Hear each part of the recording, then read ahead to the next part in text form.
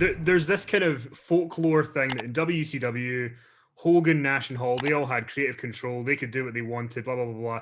When you were sort of going to buy it in 2001 or going to own it, were you aware of, were you kind of thinking about that stigma and how, you know, if you were going to talk to a young guy, say a Rob Van Dam or something you were going to talk to that coming in, how that would that come into the conversation? Was that stigma really there, do you think, within the industry when you were going to take over? First of all, it wasn't true. The only person that had creative control in their contract was Hulk Hogan. Nobody else did. Now, there were a couple of guys, and I think, you know, Hall and Nash may have been two of them, who had meaningful consultation, you know. In other words, you know, contractually, they had the right to sit down and discuss a story with me. But ultimately, the decision was mine, not theirs. They did not have creative control. They had language in their agreement that was as close to creative control as you could get, but it wasn't creative control. And it's common language even today. And you know, I produced a lot of television after I got out of wrestling, scripted and unscripted. And there's always language in most agreements when it comes to, you know, upper tier stars or talent that gives them meaningful consultation rights. Meaning, I can't just come if Kenny McIntosh is a big movie star or television star, and you've signed, you're gonna you know, be an actor in this movie or television series, whatever the case may be. I don't have the right just to say, okay, Kenny, here's your script. We're not going to change it. I don't really care what your opinion is. I just want you to memorize the script. I want you to become familiar with the script, and I want you to play this role.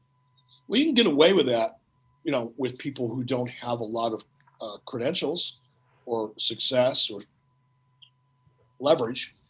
But if a Kenny McIntosh comes in who's starred in 3 other movies and has 4 or 5 television series and credits under his belt, Kenny McIntosh is going to get a meaningful conversation clause in his agreement. And most people will go along with that. And that's what Hall and Nash had. So I think the stigma, and it was, you know, perpetuated by Hall and Nash themselves, would go out and do interviews and talk about well, they had creative control. No, they didn't. They had meaningful consultation. It's a big fucking difference, right? But that's how that stigma, as you put it, got out there. But it wasn't, none of it was true. Now, to get more specific to your question, you know, talent was a big thing that we had to really focus on in the acquisition, because there was we weren't going to tour. We were going to cut back on touring because until the company was back on its feet, and until we had some momentum on television, there was no reason to go out and spend the money touring when you were doing 25% of a venue or 30% or 40%, because you weren't making any money. Yeah. At best, you were maybe breaking even. And while you're either losing money or hopefully breaking even during a period like that, you're also risking injury to some of your key talent.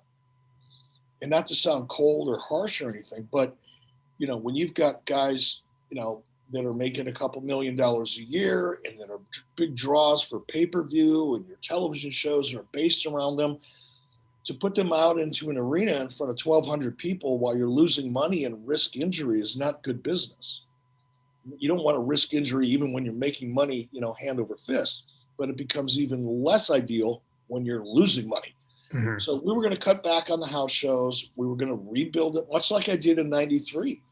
You know, one of the first things I did when I took over WCW was cancel all the house shows.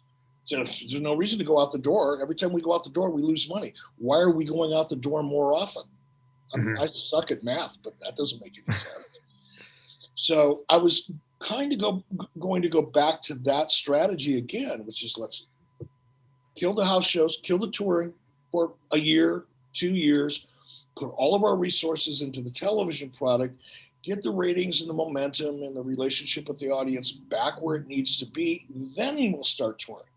But in the process of reconfiguring that, we realized we didn't need, I probably at one point WCW in '98 probably had 120, 130 people under contract, talent. That's a lot of talent.